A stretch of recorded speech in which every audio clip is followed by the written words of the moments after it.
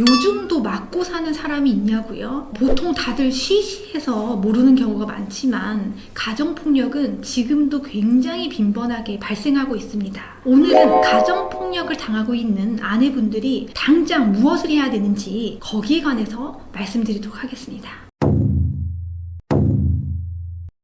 안녕하세요. 상상하는 대로 희망을 드리는 박상희 변호사입니다. 남편이 평소 밖에서는 굉장히 좋은 사람입니다.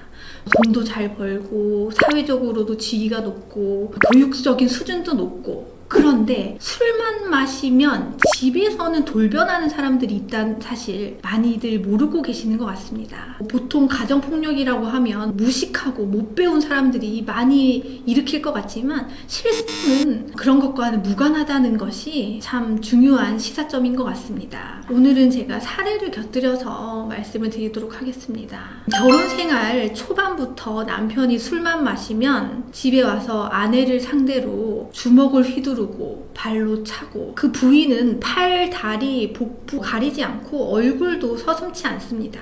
그런데 이 아내분은 아이들이 어려서 차마 이혼을 하지 못하고 온몸으로 아이들을 막아가면서 혼인 생활을 이어오셨습니다. 그렇게 한 20년 이상 혼인 생활을 유지했었는데 이제 보다 못한 자녀분들이 우리 엄마가 너무 불쌍하다, 제발 이혼을 했으면 좋겠다, 이러다가 내가 아버지를 어떻게 할 것만 같다 라는 호소를 하면서 이 변호사 사무실을 찾아오신 분이 계셨습니다. 이런 경우에 어떻게 해야 되는지 간명하게 말씀드리겠습니다. 112에 신고를 하시면 됩니다. 112에 신고하는 건 30초도 걸리지 않습니다. 보통 이걸 다들 못하셔서 긴 세월 동안 반복된 폭행으로부터 벗어나지 못하는데요. 지금까지 예전에 폭력이 있었을 때마다 병원에 가서 치료는 받아도 차마 내가 남편한테 맞았다, 우리 아이들이 남편한테 맞았다 라는 얘기를 못한 채로 치료만 받고 진단서만 있고 치료비 영수증만 있고 이런 경우가 굉장히 허다합니다. 그러나 반드시 112에 신고를 하셔야 됩니다. 이제 112에 신고했을 때 어떤 과정이 일어나는지에 관해서 좀 설명을 드리겠습니다. 112에 신고를 하면 경찰이 현장에 바로 출동을 합니다. 그래서 일단 난동을 부리는 남편을 제지시키고 피해자로부터 분리를 시켜줍니다. 밖으로 내보낸다든지 아니면 아내와 아이들을 안전한 곳으로 피신을 시켜준다든지 이렇게 분리 조치가 이루어지고, 그리고 법원으로부터 접근 명령을 받을 수가 있습니다. 그러면 남편이 접근 금지 기간 동안에는 100m 이내에는 접근할 수가 없고 협박 문자라든지 연락도 할 수 없는 제재를 받게 됩니다. 그런데 이런 법원의 접근 금지 명령을 위반해서 남편이 또 폭행을 저지른다든지 협박을 한다든지 연락을 한다든지 이렇게 되면 그런 법원으로부터 남편은 형사상의 처벌을 받게 됩니다. 이렇게 해서 내가 신고를 했을 때 남편이 더 크게 보복하면 어떻게 하지? 라는 부분에 대한 걱정은 잠깐 내려놓으셔도 될 것 같습니다.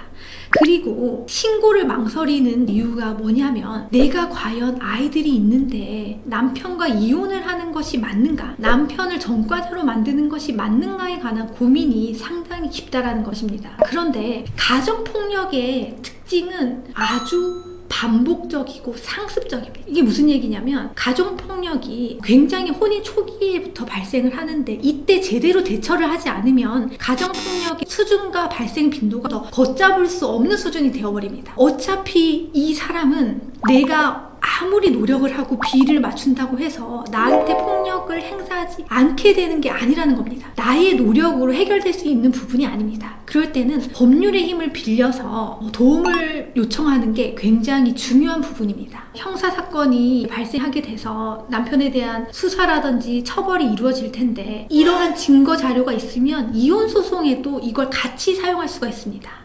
기본적으로 내가 폭행을 당했고 이로 인해서 남편이 어떠한 처벌을 받게 되었고, 그리고 그 과정에서 지금까지 내가 증명할 수는 없지만 수없이 이루어졌던 예전의 폭력들, 그리고 당시 진단서에 폭행으로 인했다라는 부분이 기재가 되어 있지 않지만 예전에도 그런 폭행이 있었을 것이다 라는 합리적인 추론이 가능해집니다. 그렇다면 이혼소송에서도 굉장히 유리한 증거를 확보하게 되는 거죠. 정리를 하자면 폭력은 본인의 의지 그리고 아내의 노력으로 쉽게 해결될 수 있는 부분이 아닙니다. 그래서 내가 조금만 더 노력하면 우리 아이 아빠가 정신을 차려서 더 이상은 폭력을 행사하지 않겠지라는 헛된 희망을 갖다가는 평생 이 지옥에서 벗어나실 수가 없습니다. 오늘은 가정폭력을 지금 당하고 있거나 이로 인해서 이혼을 고민하시거나 신고를 걱정하시는 분들을 위해서 이 영상을 준비했고 반드시 용기를 내셔서 전화기를 드셔야 됩니다. 오늘은 여기까지 하겠습니다.